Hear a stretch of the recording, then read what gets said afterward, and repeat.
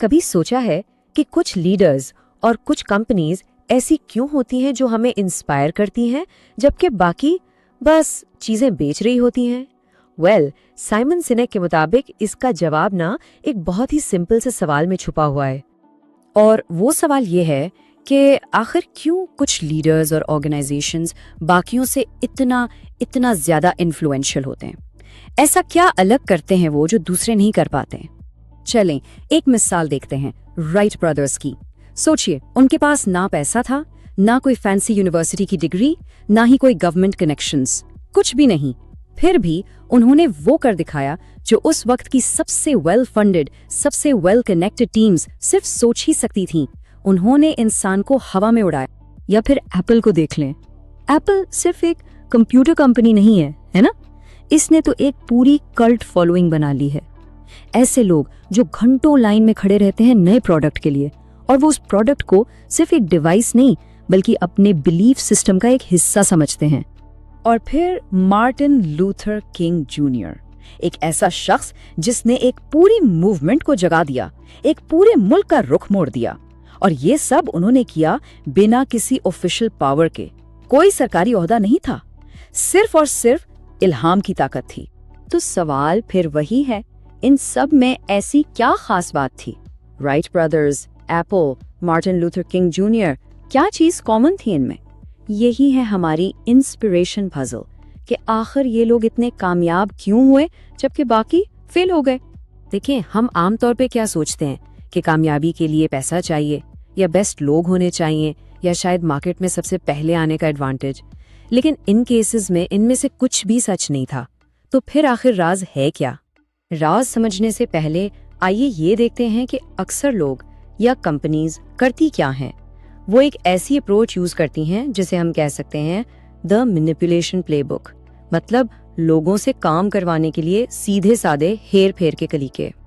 और ये हथकंडे हम सब जानते हैं, प्राइस गिरा दो, प्रमोशंस दे दो, थोड़ा सा डर दिखा दो, लोगों की एस्पिरेशन से खेलो, या फिर पीयर प्रेशर यूज करो।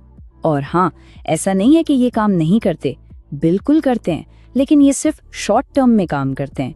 इनसे लॉयल्टी नहीं बनती, सिर्फ एक ट्रांजैक्शन होता है। और यही सबसे अहम बात है, ये टैक्टिक्स, ये हथकंडे, ये वफादारी यानी लॉयल्टी पैदा नहीं करते, ये सिर्फ ट्रांजैक्शंस बनाते हैं। जैसे ही बेहतर ऑफर मिली या प्रमोशन खत्म हुआ, कस्टमर गायब। तो अगर मैनिपुलेशन सही जवाब नहीं है तो फिर क्या है? अगर ये सब कंपनीज गलत कर रही हैं तो सही तरीका क्या है? यहाँ पे हमारे सामने आता है एक बहुत ही powerful idea, the golden circle. और रिसर्च से पता ये चला कि जितने भी इंस्पिरेशनल लीडर्स हैं ना, वो सब नेचुरली एक ही पैटर्न पे सोचते, एक्ट करते और कम्युनिकेट करते हैं। और ये पैटर्न इतना सिंपल है लेकिन इतना प्रोफाउंड है कि ये हमारी हर चीज के बारे में सोच बदल सकता है। तो ये गोल्डन सर्कल है क्या? इसके 3 हिस्से हैं, 3 लेयर्स। सबसे अंदर है वाई यानी क्यों। ये आपका मकसद है, आपका कॉज, आपका बिलीफ। इसे एक दरख्त की जड़ें समझ लें। फिर आता है हाउ, कैसे। ये वो एक्शंस हैं जिसके जरिए आप अपने वाई को जिंदगी में लाते हैं। ये दरख्त का तना है। और सबसे बाहर है व्हाट, क्या। ये आपके एक्शंस का रिजल्ट है, आपकी प्रोडक्ट्स, आपकी सर्विसेज, यानी दरख्त के पत्ते जो सबको नजर आते हैं। अब देखें, इससे कम्युनिकेशन में जमीन आसमान का फर्क पड़ जाता है।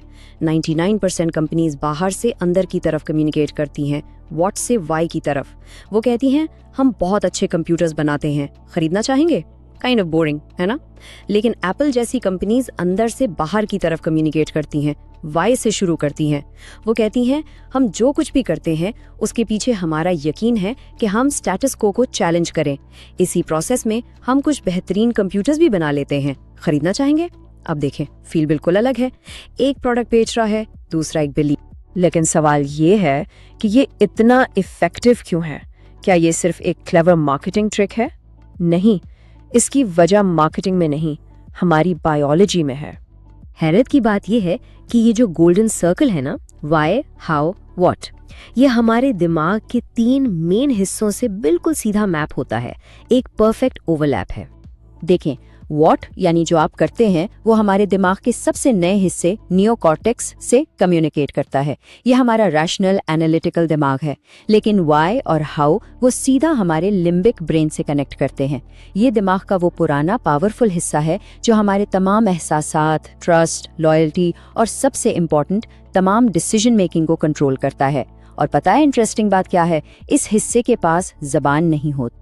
यही वजह है कि हम अक्सर गट डिसीजंस लेते हैं। कभी कभी हम किसी चीज को लफ्जों में एक्सप्लेन नहीं कर पाते, लेकिन अंदर से बस सही फील होता है। वो जो फीलिंग है ना, वो आपका लिम्बिक ब्रेन है जो फैसला ले रहा है। जब आप वाई से बात करते हैं तो आप सीधा उस फीलिंग से कनेक्ट करते हैं, लॉजिक से नहीं। तो वाई से शुरू करना, ये तो इक्वेशन का पहला हिस्सा है। असल चैलेंज इस वाई को जिंदा रखना है।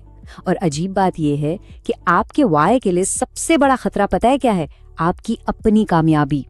हाँ, अजीब लगता है सुनने में, लेकिन सबसे बड़ा चैलेंज कामयाबी है। क्योंकि जब एक ऑर्गेनाइजेशन छोटी होती है तो उसका वाई बिल्कुल क्लियर होता है, लेकिन जैसे जैसे वो बड़ी होती जाती है, ग्रो करती है, उसका वो असल मकसद, वो शुरुआत की वजह अक्सर धुंधला जाती है। इस फिनोमिनन को कहते हैं द स्प्लिट।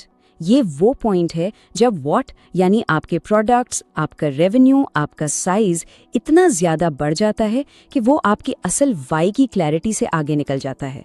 आसान लफ्जों में कंपनी ये भूल जाती है कि वो असल में शुरू ही क्यों हुई थी। इसे टेस्ट करने का एक बहुत अहम तरीका है जिसे स्कूल बस टेस्ट कहते हैं। सवाल सिंपल है, अगर कल कंपनी का फाउंडर जिसने ये सब शुरू किया था एक बस से टकरा जाए, तो क्या ऑर्गेनाइजेशन का वाई उसके बाद भी जिंदा रहेगा?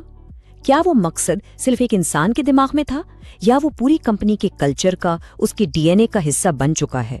तो इस सारी डिस्कशन के बाद आखिरी और सबसे अहम सवाल हम सब के लिए ये है, चाहे हम एक कंपनी चला रहे हों या सिर्फ अपनी जिंदगी जी रहे हों, कि क्या हमारा वाई, हमारा मकसद इतना क्लियर है कि वो हमारी कामयाबी को झेल सके? क्या वो हमारे बाद भी जिंदा रह पाएगा? ये एक ऐसी बात है जिस पर हम सबको सोचना चाहिए।